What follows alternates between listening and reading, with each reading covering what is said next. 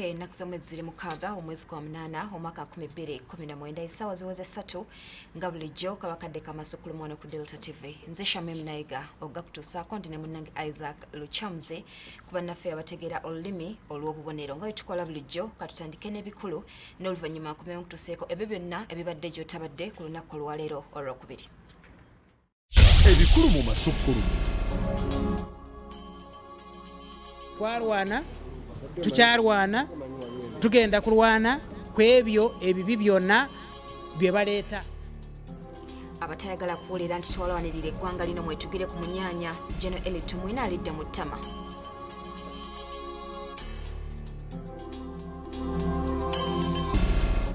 Pikipiki netalantuka negwa mu mufuleji guno ogubeera ebbali. Poliisi erangiridde ekyatta Ziggy Wine egambye ono yagwa ku kabenje ka bodaboda.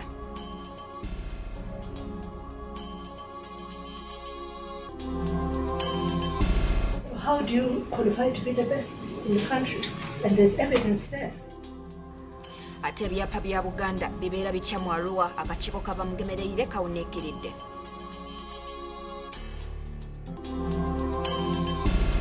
Have you seen anything here? If they know they are genuine, why are they looking? Why are they closing themselves inside? Temujja kuyingira. Minister General Acheng n'ababaka ba Parliament baganiddwa okulambula wagenda okuzimbibwa eddwaliro e Lubowa.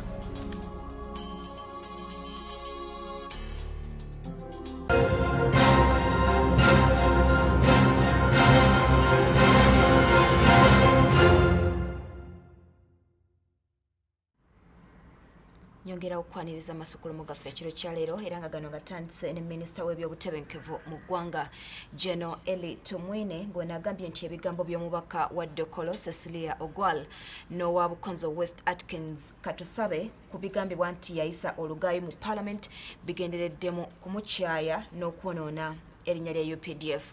Ono bino byogeredde mu kakiiko ka Parliament akakwasisa empisa akanoonyereza ku nsonga eno era n'ategeeza nga buli yenna atayagala kuwulira nti bano balwanirira eggwanga lino yetugire ku munyaanya.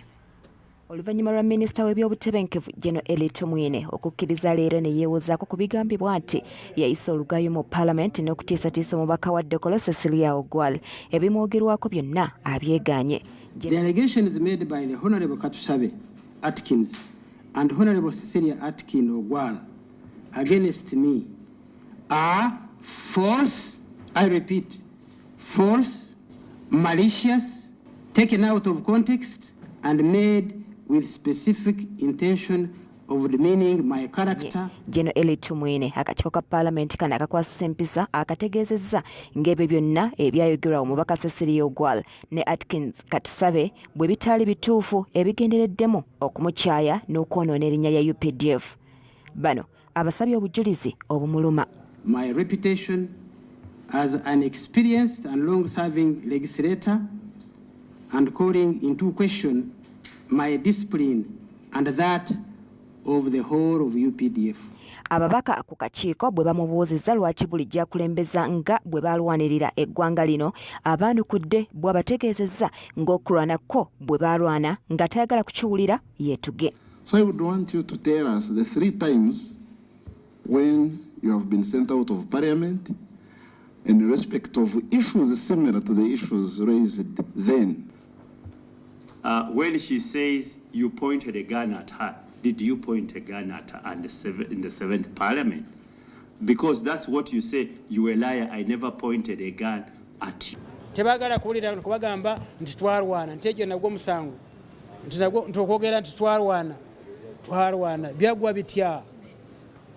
Kino kye kiseera kyolina okulwana nakati tukyarwana twarwana tukyarwana tugenda kulwana kwebyo ebibi byonna bye baleeta. Bwe yali alabiseeko eri akakiiko kano sabbiiti ewedde omubaka wa Bukonzo Atkins Katusabe yategeeza nga Geno Eli Tumwine bwe yalengeza sipiika n'ayisa n'olugaayo mu Parliament nga ye omubaka Cecilia Ogwal yagamba ono yamutiisatiisa.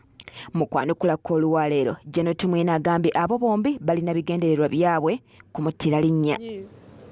Adui akija sisi tuko tayari adui akija sisi tuko tayari. Ahara aletwe hona sehemu yote akitokea wona wanaletwa adui tugenda kumurwanyisa tumuwangule. Ono wabula ategezezza ababaka nti ekintu kyokka kyakkiriza nti yayogera kwe kuyita omubaka Cecilia Ogwal omulimba. Gye biggweredde nga General Tumwine akakiiko akawadde omulimu omulala bw'akasabye kanoonyereze ku bulimba obw'enjawulo obukolebwa bulijjo abantu oboolyawo lwe banaakakasa nti na bano balimba. Which you should study about is pseudological fantastica, and another one is called social path, which you should study about and know what they mean. So I was really explaining how we should look at things. Kati akakiiko oluvannyuma lw'okuwuliriza bonna abakwatibwako obutereevu ensonga eno kakutandikirawo okukola alipoota yaako n'oluvannyuma kagisome mu Parliament ku Lwokuna Sabbiiti eno. Okay, ebyo bibadde mu Parliament. Wetweyongerayo abakuuma ekifo awagenda okuzimbibwa eddwaliro eriri ku mutendera ogw'ensi yonna erya Lubowa International Specialized Hospital baganye Minisita w'ebyobulamu Dr. Jane Ruth Acheng n'ababaka ba Parliament abatali bamu okulambula abavunaanyizibwa ku byobulamu okulambula ekifo kino nga bagamba bakolera ku biragiro byateekateekera Ministry y'ebyensimbi Keith Muhakanizi. Ku ssaawa 3:30 ez'okumakya abakungu okuva mu Minisitule y'ebyobulamu batandise okutwala ku ttaka e Lubowa awagenda okuzimbibwa eddwaliro. Bano nga bakatuuka bakuuma ekifo kino bakabatemye nga batalina kiragiro kyonna kuva mu bakama baabwe kibakkiriza kuyingira ne basalawo okulinda Minisita Jane Ruth Acheng. Zibadde ziwera ssaawa 5 abaka batula ku bukiiko bwa Parliament okuli akalondera ebyenfuna by'eggwanga saako ebyobulamu ne batuuka abula bano nabo tebakkiriziddwa kuyingira ekibaviiddewo okutandika okutolotooma. Gavumenti bamanye ddala nti kampani eno teyina maanyi, teyina experience, teyina sente, ate byonna bikoleddwa mu ngeri y'ekimafia. We want to have accountability for them because soil studies alone, they said, cost $1 million. How can soil studies cost $1 million? We also want to see how far they've gone with the schedule of talking nurses and doctors to Bagamo. Bano badde bakyebuuza ensonga eyinza okubagaana okuyingira okulambula ekifo kino nga tebawandiika Minisita w'ebyobulamu Dr. Jane Ruth Acheng n'atuuka nga ali wamu n'omuwandiisi w'enkalakalira Diana Atwine. Ababaka abatula kakiiko k'ebyobulamu basabye Minisita ababulire lwaki bagaaniddwa okuyingira ne bamusaba abakulembere bayingire mu kifo kino.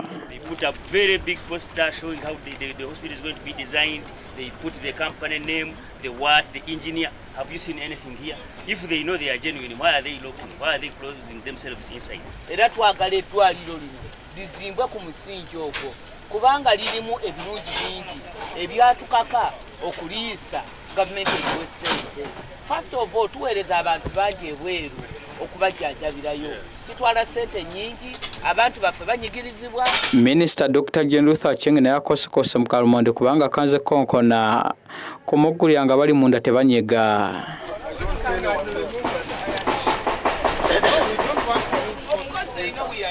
Okumanya ekyokugaana ababaka ne Minisita abakulu abadde munda babadde bakyetegekedde badidde ekimotoka kiweetie ne bakitera ku geeti ssaako okuteeka kamera mu bbanga obwedde eza buli kigenda mu maaso ebweru. Bano babadde bakyali awo Minisita n'afuna ebbaluwa okuva omuwandiisi w'enkalakkalira Minisita y'ebyensimbi Keith Muhakanizi ng'ebagaana okulambula ekifo kino kubanga waliwo omusango mu kkooti wakati wa kampuni ya Local ne Finance kwani omutuufu alina okuzimba eddwaliro erigenda okuzimbibwa. Dr. Acheng ategeeza nga bw'atamanyi nsonga nnambulukufu lwaki bagaaniddwa okuyingira mu kifo kino. The Committee on National Economy wrote to me officially requesting to meet me on site. I have that letter. If you want to see a copy, I will show you.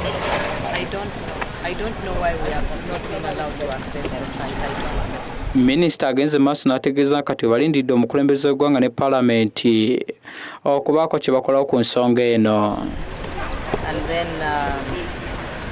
Parliament and perhaps His Excellency the President will give us a way forward. Saida Bumba ssentebe w'akakiiko ka Paalamenti akalondera ebyenfuna by'eggwanga ategeeza ng'ebbaluwa yawandiikiddwa Keith Muhakanizi ayamyuka sipiika ng'ebayimiriza okujja mu kifo kino bw'abadde tanakugifuna n'ategeeza nga bwe bagenda okutuula balabe ekiddako. Webaluwa yawandikiddwa sipiika ate sipiika mukama wange tannagiira n'olwekyo nze njibala nti ebaluwa sinnagifuna. Bano olulabye nga bakuma baganye okubakkiriza okuyinga ne beemulula mpolampola buli omu n'alinnya emmotoka n'alaba eryamuleese. Joseph Muyingo, Dauta TV, Amasukulu. Webalinnya Joseph ate yo poliisi ng'eri wamu n'ekitongole ekiramuzi ekivunaanyizibwa ku bantu ekivunanyizibwa ku bantu abakukusa ebiragalalagala ku kisaawe Entebbe bookeza kilo z'enjaga 15 nga zakwatibwa ku kisaawe Entebbe bwe zaali zitwalibwa mu mawanga ag'enjawulo ag'ebweru. Okusinziira ku bavunanyizibwa kukebera ebitereke ku kisaawe Entebbe batubuulidde nga bwe batandika okwokya buli kitereke ekikwatibwa nga kyekuusa ku biragalalagala okuviira ddala mu mwaka gwa 2008. Bano era bategeeza nga kino bwe kikendezza kuba bikukusa. Abavunaanyizibwa kukebera ebiragalalagala ebikokosebwa nga biyisibwa ku kisaawe Entebbe nga begattiddwako ne poliisi bookeza enjaga kilo 15 ng'eno bagikwatira mu migogo gy'abantu ababeera bafuluma eggwanga lino.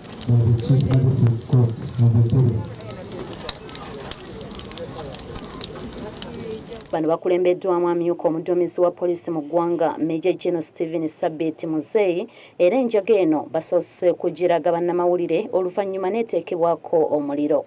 Avunaanyizibwa okusala emisango gy'ekika kino ku kisaawe Entebbe omulamuzi Maria Mary Babirye ategeezezza ng'abaana abawala be basinze okugyenyigiramu oluvannyuma lw'okubasuubiza emirimu wabweru w'eggwanga. Ennaku zino n'abaana be batandise okuleeta olabira ddala baana bato ate bannayuganda emabega eyo babaddenga nga baabweru naye kati ngenze nga ndabayo emisango giweze 4 bannayuganda ddala ekitegeeza ndowooza bagamba nti katukwatire ddala ku bannannyini ki bananyini nsi. Ono ayongedde n'ategeeza nga bwe bakyalina okusoomoozebwa naddala ku ngasa eweebwayo ng'abantu bano bakwatiddwa gy'ayagala gavumenti ekyuseemu. Abantu abo be twasalira emisango bakola apiiru. Emisango gino egimu giri ku ki ku high court for appeal purposes, emirala giri ku revision. Buli omu alina ensonga ye lwaki agenze ku high court. Yamyuka omwogezi wa poliisi mu ggwanga Major General Stephen Sabit Muzeyi bano abagumizza nga poliisi bwetagenda kubalekerera. We are also going to look at this at large because we have institutions that can do this. We have Interpol, and transnational crime is one of the things that Interpol concentrates on. So this will go a long way in uprooting the real problem. Abamu ku bakuumi ku kisaawe kino nabo baliko bye bannyonnyodde ku nkwata gye bakwatamu abantu abakukusa enjaga. Ajimira ono detective asooka okumukwata singa taba mwesimbu asobola obutakyogera nti akoze eki nti amulabye olw'ensonga nti contact esooka ne suspect oyo eba na detective ono ali kugundi ku ground. Sabasirikale be tulina ku kisaawe besimbu ddala kwe kusobola okukwata enjaga eno. Wabula bano bakyalina okusoomozebwa ku bibonerezo ebiweebwa abo ababeera basingisiddwa emisango kino. Kingi Moses, Gloria Namayanja be babadde ku Delta TV Amasokolo. Ate kyo ekitongole ekiramuzi kyatadde dda cabinet ku nnenga okuvaayo babeeko kye bakola okutangira ebikolwa ebitataganya n'okutyoboola kooti. Bino bitutegezeddwa omukungu okuva mu kitongole omwogezi w'essiga eddamuzi Solomon Mwita mu mboozi ey'akafubo gy'abaddemu n'omusasi waffe mu Kibijja Mary Kyabasinga era nga ne minisita w'ensonga za ssemateeka n'ekitongole ekiramuzi Major General Kahinda Otafire agugumbudde bannabyabufuzi abaagala okweyambisa kooti okulwana entalo zaabwe era n'alabula nti gavumenti si yakukkiriza bikolwa nga bino. Therefore, the convict is hereby sentenced to an imprisonment term of 9 months. Ensasagge yeetobeka mu kuwensala ku misango egy'okweyambisa obubi ebyuma bikalimagezi egyasingisibwa omunoonyereza w'e Makerere Dr. Stella Nyanzi na buli kati buli omu agitaputa bubwe. Okusinziira ku Solomon Mwita, omukungu okuva mu kitongole ky'ebyamawulire mu ssiga eddamuzi, agamba nti baategeeza dda ku lukiiko olufuzi giyite cabinet bave mu kuliisa ebijanjaalo empiso ensonga eno bagyengange mu bwangu. Era Ssaabalamuzi yavuddeyo n'akubira minisita wa justice ow'ebyekiramuzi amitwale mu cabinet nti tulina ebyokwerinda ebirabika nti biregeyeemu nti abantu batandise okweyisa mu ngeri etasaanidde munda mu makooti. wadde nga kyeyolese kaati nti buno bwadde bulumbaganyi ku mulamuzi Gladys Kamasanyu. Kyokka Muyita agamba nti wandibanga waliwo akakundi k'abannabyabufuzi abaagala okweyambisa kkooti mu buzannyo bwabwe mu kuggusa bye bagoba. Balinga abayagadde okukozesa kkooti ng'akadaala k'ebyobufuzi kikyamu. Kkooti omulimu gwayo mulala terina nnyo byekola mu byobufuzi kuba batwala by'abantu nga bambadde saati za pate zaabwe bayimba balinga abazinaazina munda mu kkooti abo baba baleese byabufuzi mu kkooti. Minisita Kahindo Tafiire asinzidde mu lukuŋŋaana lw'abannamawulire wali ku ssengejjero lyago mu Kampala n'ekokkola bannabyabufuzi naddala abali ku ludda oluvuganya engeri gye baagala okwesaamu empiki z'ebyobufuzi. Abaana abo abawunga omulamuzi baali mu ngoye ez'ekibiina ne bakama baabwe bananyini kibiina ekyo abakulembeze omukooti baalimu kati bano abaagala obuyinza nga tebasobola kuvumira ekintu kino bwe banaafuna obuyinza banatukola batya. Otafiire akangudde ku ddoboozi n'alabula abaluubirira okuttata n'ebitongole bya gavumenti byonna nti abalula esiridde. Tuyinza kukyawa embuga z'amateeka tezimukusanyusa. Embuga z'amateeka tezimukusanyusa. Tuyinza kugamba nti kwinina nduma n'olwekyo bw'obaga ndi omusujja tukuva ku kwinina. Aluma yes naye awonya. Embuga z'amateeka gye tugenda okwemulugunya. Muyita agamba nti omulamuzi yeekomyeko bwekomi kuba mu mbeera nga bweti amateeka gamufuula kamala byonna ng'eggala essajja. Contempt of court teyeetaaga kulinda nti ate wa poliisi ajje amale okunoonyereza. Bw'aba akirebe mwennyini asobola okulagira ne babateeka wali mu kaguli n'abasomera kyalaba kisaanire. Basobola n'obatwala mu kkomera ku olwo lwennyini. So baleme kugezesa kooti erina obuyinza bungi bwesobola okukozesa. Ku nsonga y'ebiragiro poliisi byeyisizza Muyita ne minisita bakubaganya empawa.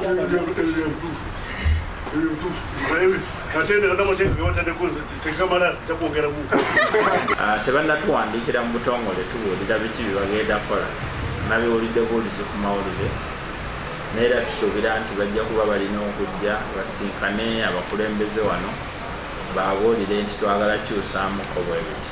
Wandyebuuza obanga ddala ebiragiro bino binasibwa mu nkola ne kkooti ez'ebyalo kyokka Muyita agamba nti kirali poliisi okubissa mu nkola. Naye ekisinga obukulu nti buli kifo ekituulibwamu nga kkooti kikola amakulu okubeerawo kono aba security nti abapoliisi ne mu erosi z'ebyalo ekyo kkooti z'erosi era nabo basobola okuyita abapoliisi ne babeerawo kuba kati buli kitundu tulinamu poliisi. Ebirwa byerabirwa kuba luno jjo ly'abalamu 2016 ekibinja ky'abantu kyalumbagana kkooti nga beegugunga olwa kkooti y'e Makindye okuyita eyali ssaabaduumizi wa poliisi General Kale Kayihura abeeko byewozaako. Kino Muyita akisinyizaako bw'ati. Naye kino eky'abantu okuvaayo ate balumba omulamuzi munda mu kkooti kibadde tekinnabaawo. Bano abeekalakaasa wabweru wa kkooti abo nabo tuzze tubalaba naye ate bibadde nga bikoma wabweru. Kino eky'omunda mu kkooti ndowooza kipya.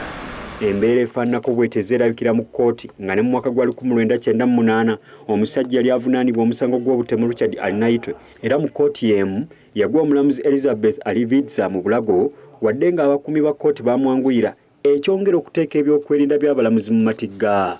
Jamiru Mukibi Kyabasinga, Kefas Mayumba be babaddeyo ku Radio TV amasukkulumu.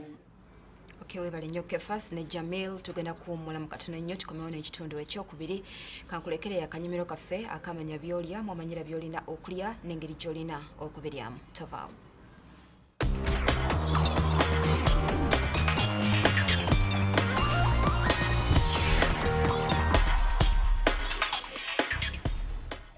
Mudalasini nga bwe twakutegeezezza jjo nti osobola okumukozesa nga waabikoola oba ensaano. Abakugu bakizuula nti endwadde eyeefudde nnamutta ensangi zino eya kkookolo esobola okuziyizibwa oba okukakkanyizibwa ng'okozesezza omudalasini. Mudalasini gukendeeza sipiidi akasigo ka kkookolo gye kakulirako. Mudalasini agogola era n'akendeeza ku butwa mu miwaatwa egitambuza omusaayi nga kino kireetera akasigo akavaamu kkookolo okufa. era mudalasini mulungi mu kuziyiza obuwuka obusirikitu buyite bu bacteria naddala obuviirako endwadde z'amawuggwe. Ebyo bye birungi mudalasini byakola. Manya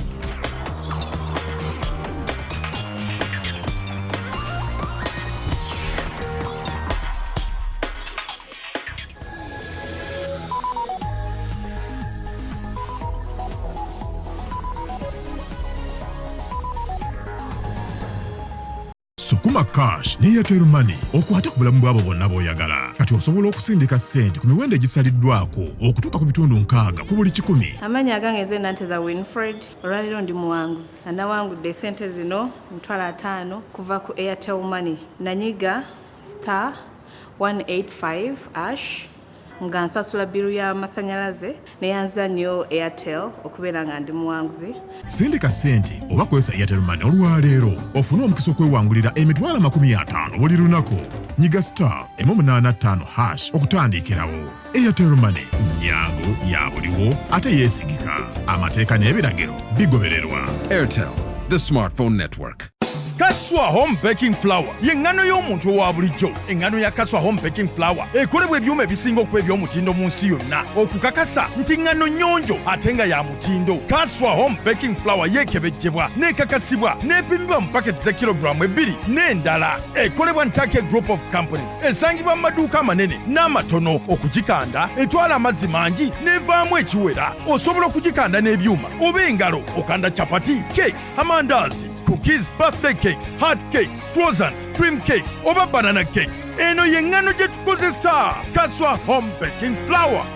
Neighbor, you look stressed. There are so many bills to pay and the money is delayed again. Water bills, electricity bills, rent. I don't even know what to do. Why don't you get a Center Mobile loan from Centenary Bank to help you clear those bills? But when will the loan be approved also you? The Center Mobile loan is instant. That's right. You can now get an instant Center Mobile loan from Centenary Bank of up to 2 million shillings. It's so easy. Dial *211# and get cash now on your bank account or download the Center Mobile app on your Play Store. Centenary Bank.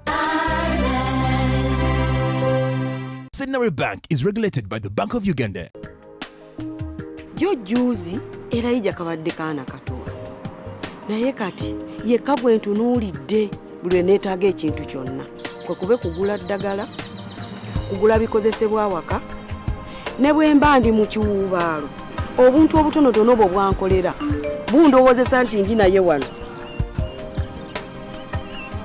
Sukuma Cash ne Airtel Money okwata ku bulamu bw'abo bonna b'oyagala. Kati osobola okusindika ssente ku miwendo egisaliddwako okutuuka ku bitundu 6 ku buli 100. Sindika ssente oba kozesa Airtel Money olwaleero ofune omukisa okwewangulira emitwalo 50 buli lunaku.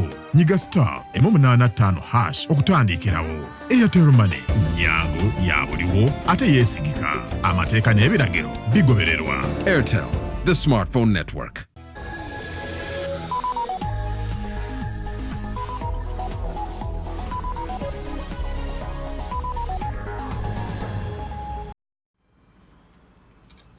Kulikayo nnyo mukumulamu wako Delta TV amasokolo mutukyagendera ddala mu maaso era ng'ekitundu ekyokubiri kitandise ne poliisi ng'eno olwaleero evuddeyo n'etegeeza nga bwezudde ekyasse omuyimbi Michael Alinda abadde yamanyiddwa ennyo nga Ziggy Wine bwetegeezezza nti ono yafudde kabenje ka bodaboda nga ke kamuviirako okufuna ebiwundu n'engalo ezaamusalwako. Olunaku lw'eggulo omuyimbi Michael Alinda abadde amanyiddwa nga Ziggy Wine yavudde mu bulamu bw'ensi eno era ng'ono yafiiridde mu ddwaliro ekkulu e Mulago oluvannyuma lw'okutwalibwayo ng'aliko kikuba mukono. Kyategeerekese nti Ziggy Wine yasangibwako ebisago eby'amaanyi era ng'ab'eŋŋanda n'ab'emikwano tebabadde na bigambo biwoomu eri ab'ebyokwerinda n'eddwaliro ly'e Mulago olw'embeera ono gye yafiiriddemu. Wabula olwaleero poliisi etegeezezza nti omugenzi yafudde kabenje ngono yakafuna ennaku z'omwezi nga 21 omwezi oguwedde bwe yali avuga ddigiye mu bitundu by'e Kaleerwe. Omuvuzi wa piki yasobola okumukoona n'agwa wansi era n'azirikirawo mpozi pikipiki n'etalantuka n'egwa mu mufuleegi guno ogubeera ebbali omuvuzi waayo yagwa ate ppiki naye ate n'emusanga. Okusinziira ku mwogezi wa poliisi Fred Enanga agamba nti baafunye obujulizi obukakasa nti ddala ono yafudde kabenje era nga wano waliwo n'abeerabirako n'agaabwe nga kwogase n'okugezaako okumutaasa. Ne tuwulira ekintu ekigira pa ne tugamba eyo accident ne tudduka okutuukawo ne tusanga omusajja nga pikipiki egudde emumwala naye ali muki emumwala. Oyo omulenzi yennyini embeera netandika okubeera obubi ng'atuuyana kati bwe yatandika okutuyana ng'akola bw'ati ng'asikola bw'ati omukono ng'agusika kati bwe yatandika osika omusawo nze kenyini ngamba musawo naye musawo mmanyi omulenzi ono ayinza okufiira wa. Ku bajulizi abaleeteddwa kubaddeko omusawo ku kalwaliro akali okumpi n'ekitundu ewaali akabenje nga kw'otadde n'omu gwe baatomera n'abo abaaliwo abaali bagezaako okumutaasa era buli omu atubuulidde bye yalaba. Bwe yagwayo bwe yasooka okugwirayo bw'ati neemuvuunika neemunyigira ku ki kati ffe mu kujja okumuggyako olya kati ali unconscious mu kuyimirira yayita kyasobola. Bamuleeta nga tategeera ng'ali mu state ey'okuba nga tategeera kati we twali tukyakola kwono then ne baleetawo omulala gwe yatomera then ne tukola ki n'embeera nga tulina okukwata abalwadde babiri. Wano poliisi weesinzidde n'evumirya bannabyabufuzi bonna abaayogerera gavumenti ne poliisi ebigambo ebiriko obwebindu nti bandibanga be baabadde n'ekkobaane mu kufa kw'omugenzi ng'ate ekituufu ab'eŋŋanda b'omugenzi babadde bakimanyi. Ne information eno yonna ne bagisirikira ne bateekawo embeera ereetera abantu okutandika okuteebereza okufa kw'omugenzi n'okwogera ebinene omuli bannabyabufuzi. Gw'omubiri gw'omugenzi gwatwaliddwa olunaku lw'eggulo e Bushenyi gye gugenda okuziikibwa olunaku olw'enkya. Mike Mutebi, Dauta TV Amasukulumu. Ate ko akakiiko akanoonyereza ku mifuyo gy'ettaka k'omulamuzi Catherine Bamugemereire kazinzeeko ofiisi ezivunaanyizibwa ku byapa by'ettaka mu disitulikiti ey'e Arua mu lufuutifuuti ziyite M-Zone era nga kino kizzeewo oluvannyuma lw'akakiiko okufuna okwemulugunya eri ofiisi eno obutakola mirimu gyayo ng'era ebimu ku bizuuliddwa akakiiko kano kasanze ebyapa bya Buganda omuli Mpigi ne Gomba nga biri mu ofiisi eno esangibwa mu disitulikiti ey'e Arua. Omusasi waffe Nicholas Ndugga yatambudde n'akakiiko kabituwe. Olunaku lw'eggulo akakiiko akanoonyereza ku mivuyo gy'ettaka kabadde mu disitulikiti y'e Kiryandongo ng'olwaleero keeyongeddeyo mu disitulikiti y'e Arua gye kagenda okumala wiiki nnamba nga kanoonyereza ku mivuyo gy'ettaka kasobole okukola alipoota yaako ey'akamalirizo mu mwezi gwa Novemba omwaka guno. Akakiiko olutuuse mu Arua ne kazingako ofiisi evunaanyizibwa ku byapa by'ettaka mu kitundu kino mu lufuutifuuti ziyite M-Zone. Wano akakiiko kasanze omuwandiisi w'ebyapa Sam Tayebwa nga amaze wiiki nnamba nga tali mu yafeesi ssaako n'okusanga ebyapa bya Buganda omuli Mpigi ne Gomba nga biri mu yafeesi eno ekyewunyisizza ab'akakiiko. Omulamuzi w'akakiiko kano Catherine Bamugemereire wasinzidde n'asaba akulya ofiisi eno Opio Henry okutereeza ofiisi yaabwe n'okuzzaayo ebyapa bye balina gye biteekeddwa okuba.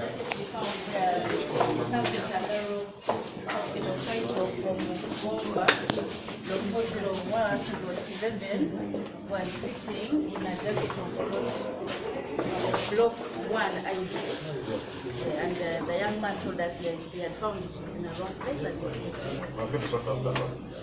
so we hope that these corrections are made.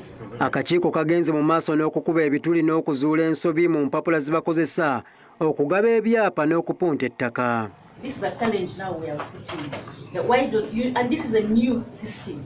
There should be minimal standards. The minimal standards. No, yeah, it doesn't matter. The minimal standard should be that every time you do a cadastral map, it shows the road. You come back, you don't find somebody else. You come back, you're made to come back, I don't know how many times.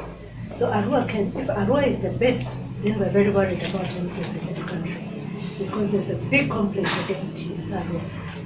Mu ngeri y'emu abatuuze nga bakulembeddwamu ssentebe wa LC ey'okutaano Wadri Sam Nyakwa beekubidde omulanga eri akakiiko olw'ababba ettaka abagufudde omugaano okutwala ettaka etali lyabwe nga balumiriza bannannyini ttaka nga bwe baloga ekyalo kyonna okukimalawo ekitakkirizibwa mu Arua. If they wanted to grab your land, they bring the allegation of witchcraft on you. so that you become an outcast, you become really voiceless, people, everybody turns against you, and then they chase you away. As after you are chased, then your land is crowded with ease.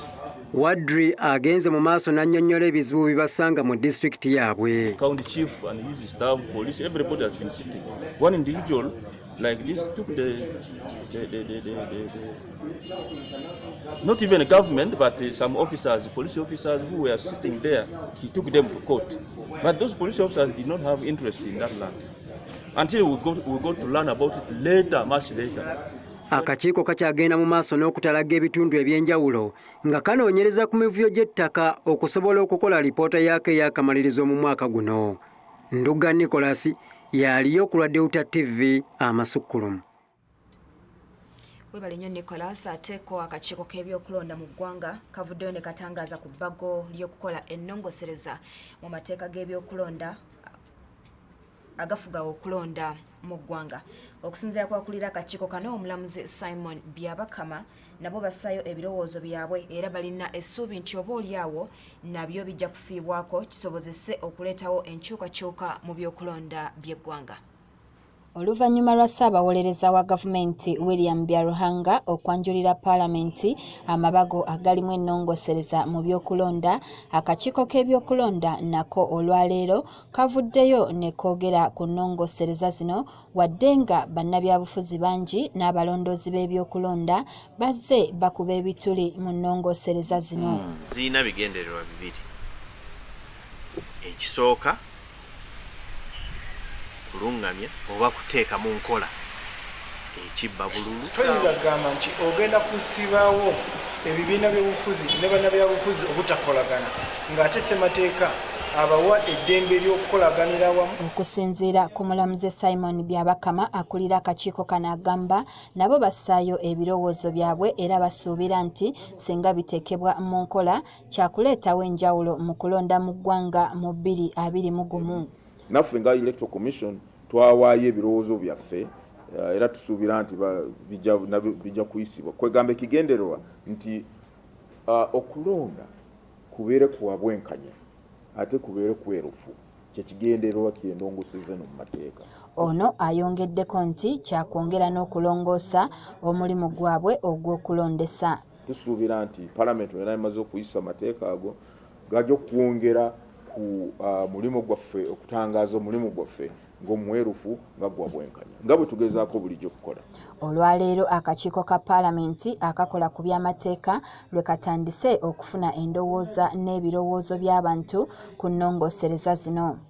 Omulamuzi Byabakama mu lukuŋŋaana lwa bannamawulire lwatuuzizza ku kitebe ky'akakiiko wano mu Kampala ayongedde n'okutangaaza ku nteekateeka z'okulonda kwa 2021 wezituuse, mwategeerezza nga n'abamu ku bantu omutwalo ogumu abaasaba emirimu nabo bwe batandise okugezesebwa.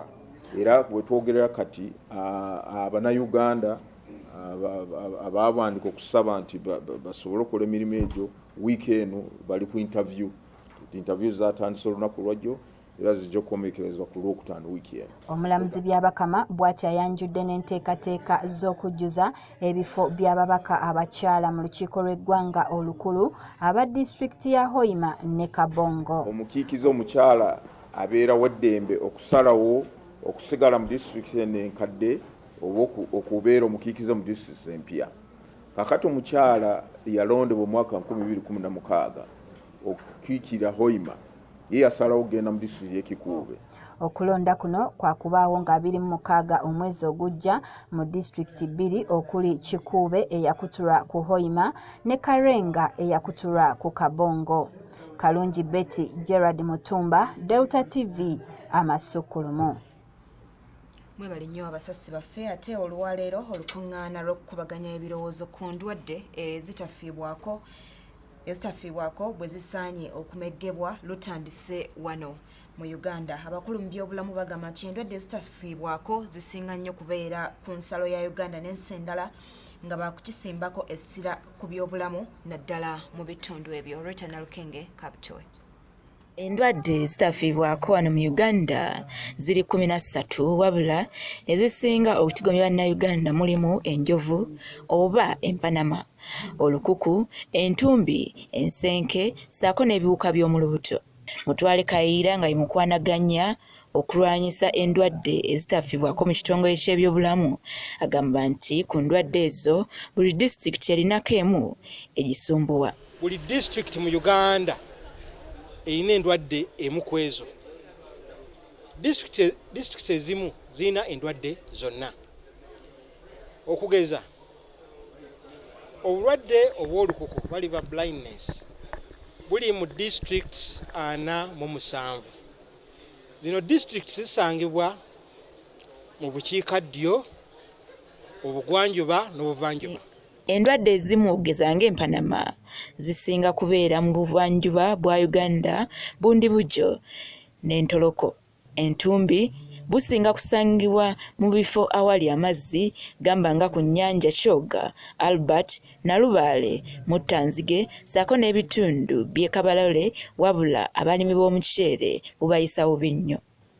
Ensenke giyite Trakuma buli nnyo e Busoga, Kalamoja n'ebitundu ebirimu obukyafu obungi. Minisita y'ebyobulamu wano mu ggwanga Dr. Jane Luther Cheng agamba nti engeri emu gye bayinza okumalawo obulwadde buno mu ggwanga kwe kusooka okujjanjaba abantu abali ku nsalo era n'ensi ze tugatta nazo ensalo zaakubirizibwa zife ku bantu baazo basobole okubuziyiza. Actually, on the African continent, Uganda is doing best, and Uganda will be the first to eliminate NTDs. We've made progress in all the NTDs. We have a challenge of one NTD, and that is schistosomiasis. As you're all aware, schistosomiasis, also known as bilharzia, is found in our lakes, freshwater lakes, and it is a big burden. Endwadde ezitafiibwako ezimu ziva ku bukyafu nga singa obubi bwegatta mu mazzi obuwuka ne bukuluma zigukwata era ng'abali okumpi n'ennyanja bazifuna nnyo olw'obutabeera na kaabuyonjo. Waliwo omuze ogumu ogusinga okuleeta okusasanya obulwadde buno. Abavubi balina enjogera nti ennyanja tenoga. Bw'abeera eyo ebuziba ateeka dayirekiti empitambi mu mazzi. Olumu empitambi eyo ebeeramu obuwuka buno kakati bwe busanga amasonko mwe busobola okukulira endwadde esobola okusaasaanyizibwa. Ekyennaku obulwadde buno butwala emyaka okulabika. Naye buno obubonero bw'endwadde zino ezitafiibwako bujja luvannyuma nga okaddiye bw'obufuna mu buto myaka 5, 6, 7 oba oyinza okubusanga mu mitwalo mu myaka 20. Nekireetera omuntu obutajjukira diro yabufuna. Ekintu ekikulu okumalawo endwadde ezitafiibwako butasaasaanya bubi anti akawuka mwe kava kugenda mu mazzi awo n'olyoka obufuna. Rita Nalukenge, Delta TV, Amasukulumu. Webale nnyo Rita. Ate abasibe 8 abateeberezebwa okutta eyali omwogezi wa poliisi mu ggwanga Andrew Felix Kawesi. Kooti ya International Crimes Division esangibwa e Kololo ebatadde ku kakalu ka kooti oluvannyuma lw'okutuukiriza obukwakkulizo obwabasabibwa. Bano wabula newankubadde bateereddwa baziddwayo mu kkomera e Luzira oluvannyuma lw'omusirikale w'amakomera okutegeeza nga bwe batagenda kuteebwa kubanga kooti y'e Nakawa ebeetaaga. Abasibe 8 abaggulwako omusango gw'okutta eyali omwogezi wa poliisi mu ggwanga Andrew Felix Kawesi batuuse ku kooti ya International Crimes Division e Kololo ku ssaawa 6 ez'emisana mu bukuumi obw'amaanyi. Omulamuzi wa kooti eno Lydia Mugambe abakkiriza okuwoza nga bava waka oluvannyuma lw'okutuukiriza obukwakkulizo bwe yabasaba. Kooti eno oluvannyuma lw'okubata ku kakalu ka kooti nga 19 omwezi ogwokusatu omwaka guno yabasaba batuukirize obukwakkulizo omuli okulaga kooti eno wa we banaabeera singa bateebwa awamu n'okuleeta ndagamuntu zaabwe. Bino wabula babituukiriza olwaleero era ng'omulamuzi Mugambe abadde mu mativu n'abata ku kakalu mu butongole. Leero omulamuzi Lydia Mugambe atuukiriza obweyamo bwe amaze abantu n'abata ngera bwe yabata mu lubereberye state oba government yagezaako okulaga nti tebalina gye bagenda kusula oba kubeera omulamuzi agambye ebyo byonna tebiriimu obujulizi bwe twaleeta nga tusaba okweyimirirwa obulaga nti buli omu alina erosimu agenda okubeera omulamuzi abukakasizza era n'agamba nti abantu bano bateebwe. Wabula eragidde omuwandiisi waayo okutegeka okutandika okuwulira omusango guno mu bwangu kubanga guluddewo. Wabula munnamateeka w'abasibe wa Mary Anthony ayanguye okutegeeza omulamuzi nti bafunye amawulire okuva mu basirikale b'amakomera nga bwe batagenda kuta abantu bano kubanga balina ekiwandiiko ekibayita mu kkooti y'e Nakawa. Prisons authorities that much as the accused persons have been released on bail, they are not certain about a certain production warrant that was issued in Nakawa. Omulamuzi asabye ab'amakomera okunnyonnyola ku nsonga eno. Is there a production warrant in another case, not the ones before me? Not the ones before you. Then go and deal with it. Yes, Do you want me to because make a directive in a case that's not before he's me? saying that we are not going to release the prisoners. It's true, because we have to get a clarification from this. But not from me. Not from you. Omulamuzi era alagidde bannamateeka b'abasibe okugenda mu kkooti y'e Nakawa beebuuze ku fayiro eyogerwako nti ye ogugwe guwedde kubanga abatadde era nti tabalinaako buzibu. Abasibe bagenze bakukkulumira abasirikale b'amakomera nga bagamba ebyo babitaddewo kwekwasa. Bagala tukwatira luzira eno production warrant prison tugamba nti batwagala mu court nga tebatwagala. Last time ku Thursday twade tulina okujja wano omulamuzi n'atulinda prison negamba nti taliyo. Oluvannyuma twogeddeko ne pulida waabwe. Tuzze nga tumanyi waliwo omusango guno gwokka Kololo oba oliawo n'emisango omulala Nabweru omulala e Mukono. Naye ate kati aba prisons baleese ebbaluwa mu luzungu gye tuyita production warrant nga bagamba eva Nakawa ng'eriko namba 13 omwaka gwa 2007 ng'eyita omwami Kyambadde Joshua okulabika e Nakawa.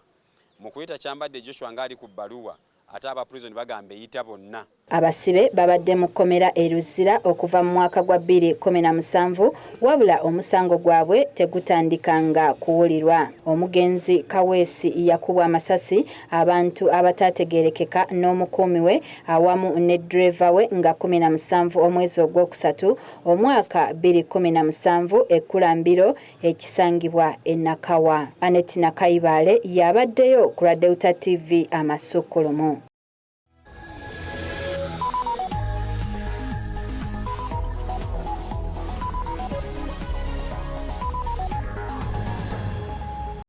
Activate Airtel Money today and enjoy convenience on payments for all utility bills. That's right, you can pay all your bills from the comfort of your home at any time of the day. To pay your water bills conveniently, dial *185#, select 4, pay bill, select 2, water, select 1, pay NWSC, enter National Water customer number, select area, enter the amount and enter PIN to complete the payment. Yes, pay all your utility bills conveniently today only using Airtel Money. Airtel Money, simple, instant, secure. Airtel, the smartphone network. Okumalira ddala emyaka egisooka 55 bannayuganda bagitegedde balaze okwagala kwabwe ssaako n'okwesiga kampuni ya langi emu yokka okusiiga amaka gaffe obulamu bwaffe wamu n'ensi yaffe yonna era okusinziira ku bwesigo bwe bagirinamu kino kigifudde kampuni ya langi esinga mu Uganda era nga kampuni y'emu eno ekuleetedde langi y'emu yennyini gy'omanyidde okumalira ddala emyaka egisooka 55 langi ez'enjawulo z'obadde weesiga okusiiga ensi yo naye nga kati ejjidde mu linnya eppya Plascon, Color Your World. Jo juzi era ija kabadde kaana katowa naye kati yekka bwe ntunuulidde buli neetaaga ekintu kyonna kwe kube kugula ddagala kugula bikozesebwa awaka ne bwe mba ndi mu kiwuubaalo obuntu obutonotono bwo bwankolera bundowoozesa nti ndi naye wano. Sukuma Cash ne Airtel Money okwate ku bulamu bw'abo bonna b'oyagala. Kati osobola okusindika ssente ku miwendo egisaliddwako okutuuka ku bitundu 60 ku buli 100. Sindika ssente oba kozesa Airtel Money olwaleero ofune omukisa okwewangulira emitwalo 50 buli lunaku. Nyiga *185# okutandikirawo. Airtel Money nnyangu ya buliwo ate yeesigika. Amateeka n'ebiragiro bigobererwa. Airtel, the smartphone network.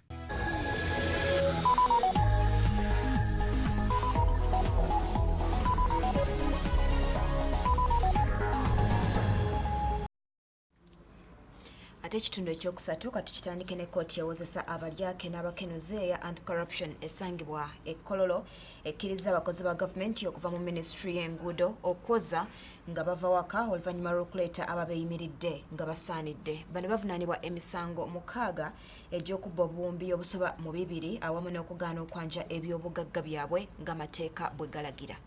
Omulamuzi wa kkooti yawozesa abalyake n'abakenuzi Lawrence Gidudu akkiriza abafumba ababiri omuli Katongole Umaru ng'ono yinginiya mu minisitule y'ebyenguudo ne mukyala we Sengendo Hawa ng'olumu yeyita Kawabitone ng'ono Senior Community Development Officer mu Town Council y'Obulenzi mu disitulikiti y'e Luweero okuwoza nga bava waka. Bano nga baakwatibwa ekitongole ekirwanyisa obuli bw'enguzi mu bitongole bya gavumenti ekya IGG ku misango gy'okubba ssente za gavumenti obuwumbi obusoba mu 200 bateereddwa ku kakalu oluvannyuma lw'okuleeta ababeeyimiridde nga basaanidde. Bano era bavunaanibwa emisango gy'okugaana okwogera eby'obugagga byabwe ate nga kyazuulwa nti balina ebizimbe bingi so ng'omusaala gwabwe gwe bafuna baba tebasobola kuba nabyo. Omulamuzi wa kkooti enkulu eya anti-corruption Lawrence Gidudu abakkiriza okuwoza nga bava waka oluvannyuma lw'okuleeta ababeeyimiridde nga basaanidde. Kkooti era ebatadde ku kakalu kuba balina omwana omuto ow'omwaka 1 n'ekitundu. Omulamuzi era ategeezezza nti eby'obugagga ebyogerwako oludda oluwabi lwabissaako kavieti nga tebasobola kubitunda. Bano bateereddwa ku kakalu ka kkooti ka bukadde 10 buli omu nga zaabuliwo so nga ababeeyimiridde baakusasula obukadde 10 singa ababeeyimiridde badduka ne batadda mu kkooti.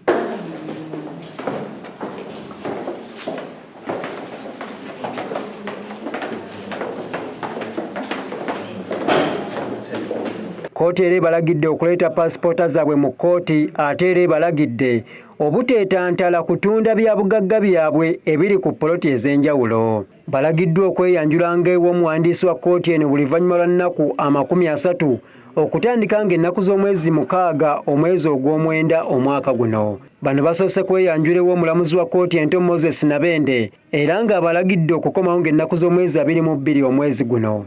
Annette Nakayibale yabaddeyo ku Delta TV Amasukulumu. Kulekayo nnyo Annette musonyiwemu bweteyongerayo Namungi w'omuntu yeeye Essagala Bwaya mu ssaza lya Ssaabasajja Kabaka ery'e Busiro okuziika abadde ssenkulu w'olukiiko olufuga radio eya CBS Oweekitiibwa Godfrey Kaaya Kavuma ng'ono yava mu bulamu bw'ensi eno ng'ennaku z'omwezi 27 omwezi oguwedde. Mu kuziika kuno Katikkiro wa Buganda Oweekitiibwa Charles Peter Mayiga wasabidde ab'enju y'omugenzi okuwandiika ebyafaayo bye.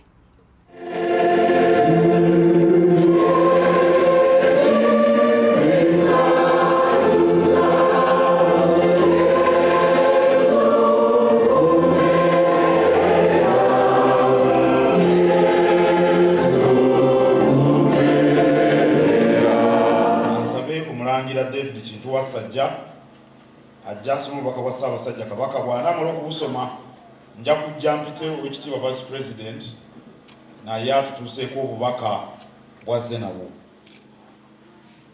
Mukyala Miriam Kavuma Mutungo, munnaffe nina ennyinike nnyingi nnyo ku mwoyo n'ekiyongebero ky'amaanyi olw'okufa kw'omwami wo era mukwano gwaffe owannamaddala Oweekitiibwa Godfrey Kaaya Kavuma.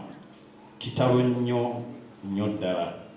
His Royal Highness the Kabaka of Buganda Ronald Mwenda Mutebi II, the family of Oweekitiibwa Kaaya Kavuma, the people of Uganda and all Ugandans. Condolence message. Oweekitiibwa Kaaya Kavuma was one of the patriotic leaders Uganda has ever had. I therefore wish to extend on behalf of my family, government, and the entire nation, heartfelt condolences and sympathies to the kingdom and his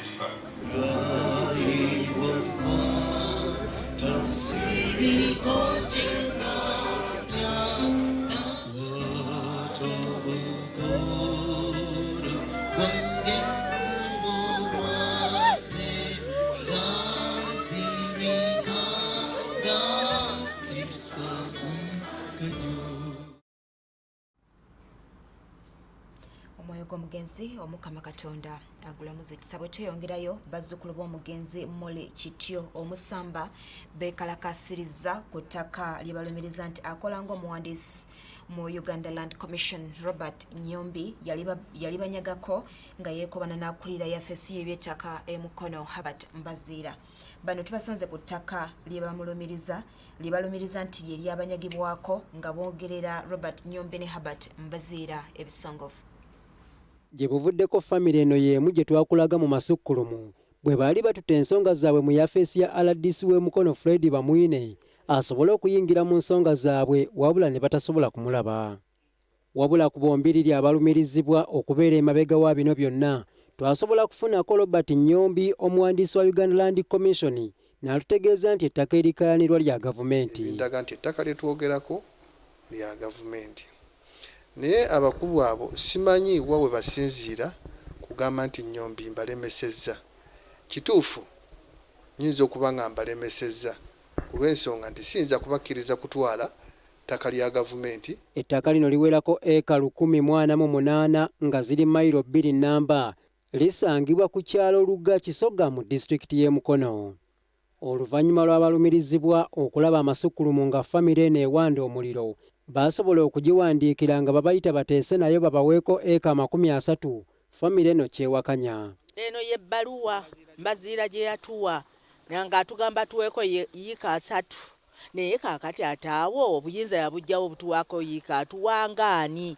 Lwaki yeegaana ettaka lyaffe nga talimanyi nti ettaka lyaffe? Ku mayiro ze 2 yiika ze 3 hakugakola eki ekyaffe ettaka lya gavumenti bamala galigaba bagaba kijjudde gavumenti egaba bijjudde. Talina buyinza ku ttaka lyaffe atuwaako atya eka 3 alina buyinza ki ng'atira lya gavumenti ye nga yaani?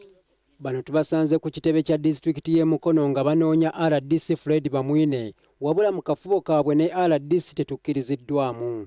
Oluvudde wano boolekedde butereevu ku ttaka erikayanirwa ng'eno beeziribangiddeyo nga kw'otadde okukoowoola Pulezidenti Museveni ne Katonda okuyingira mu nsonga zaabwe. Omusajja Nyombi yaganira ettaka lino yalizaako liizi buli ssaawa liizi ndezifuuka omwavu tabenga na kike ensamba yatabaala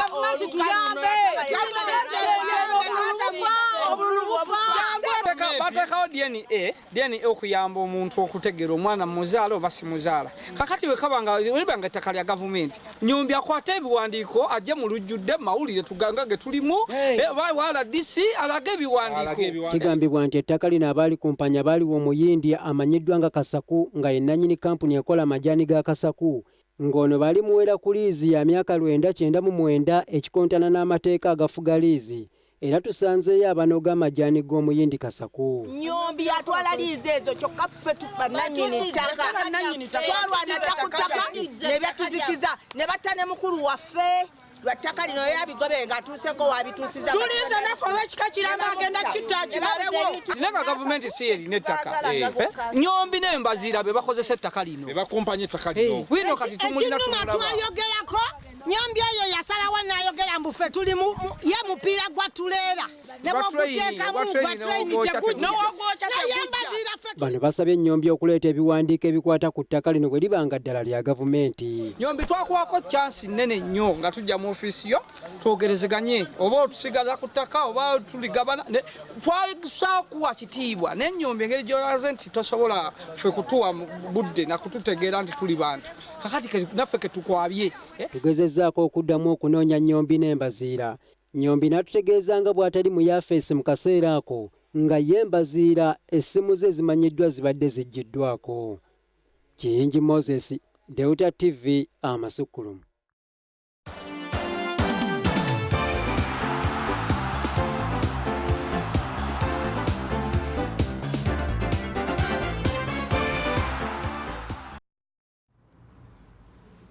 Ate mu byemizannyo omukulembeze w'eggwanga Yoweri Kaguta Museveni yagenda okusimbula ttiimu z'amasomero ezigenda okuvuganya mu mpaka z'amawanga g'obuvanjuba bwa Africa ezinayindira mu Arusha ekya Tanzania ng'ennaku z'omwezi 15 omwezi guno. Kino kikakasiddwa mu kukwata obululu bw'empaka zino okubadde ku ssomero erya Old Kampala SSS nga kukuliddwamu pulezidenti w'ekibiina ekifuga emizannyo gino Justus Mugisha. Amyuka kamishona by'emizannyo za Modong bwabadde aggulawo okukwata obululu bw'empaka z'amasomero ga senior ne primary ez'amawanga g'obuvanjuba Africa ategeezezza nga ttiimu za Uganda bwe zijja okusimbula omukulembeze w'eggwanga Yoweri Kaguta Museveni ku Lwokubiri lwa wiiki ejja. Ono akalaatidde abali mu mizannyo gino okufaayo ennyo obutayingiza batali bayizi mu mpaka zino. Pulezidenti w'ekibiina kya FIASA Justus Mugisha empaka zoogeddeko bubwe. Arusha is very ready to welcome, to receive all the teams. Everything has been organized, and we hope to have the best school championship ever, with the highest numbers ever that we have ever had, and with all the countries there, apart from South Sudan, which has not sent the teams. Anyonyodde ng'empaka bwe zeeyongedde okugaziwa oluvannyuma lw'amawanga amala okwagala okuzeegattako omuli Malawi ne Ethiopia. Bo abali mu kuddukanya empaka zino buli omu emizannyo gino agyogeddeko bubwe. You'll find that Uganda is the most organized in terms of and it also has the highest number of teams. So I would expect, as usual, that Uganda may take the cup. Last year Uganda missed the cup narrowly. Set, we've had a number of build-ups. We played against UCU, and we hope we shall really be a good team as we go for the championship. As far as preparations are concerned, we have done it. We are just waiting on the 15th of August so that we can start things moving.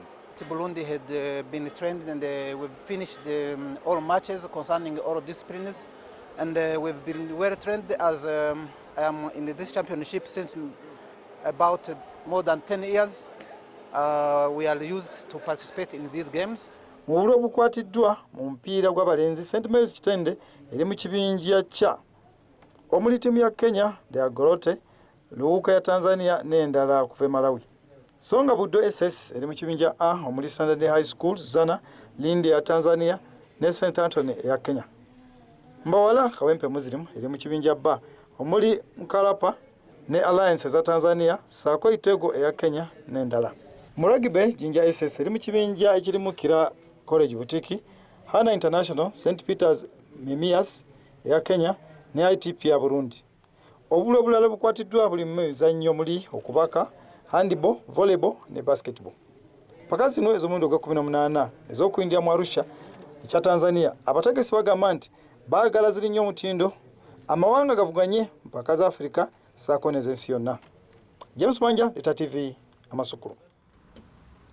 Ate yo klabu ya KCCA FC yasoze oluzannya lwa semi-final mu mpaka za Super 8 ezisasulirwa aba Pilsner oluvannyuma lw'okuwangula Wakiso Giants ku goal 2 ku bwereere mu luzannya olubadde ku kisaawe ekya Wakisha. Goal 2 ezituusiza KCCA ku buwanguzi ziteebeddwa abazannyi babiri okuli Alan Okello ne Sadat Anaku nga kati KCCA eyolekedde Onduparaka.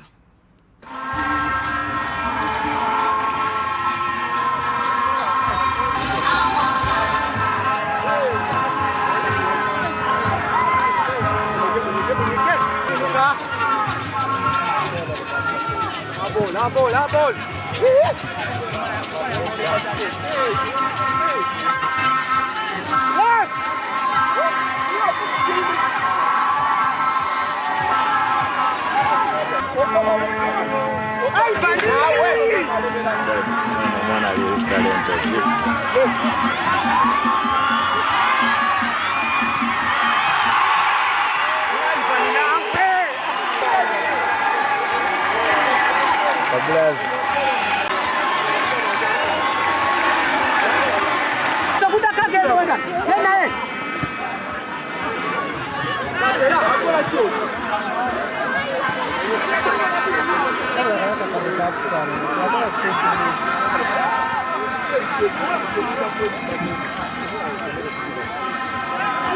gwe totuganyiza naawe.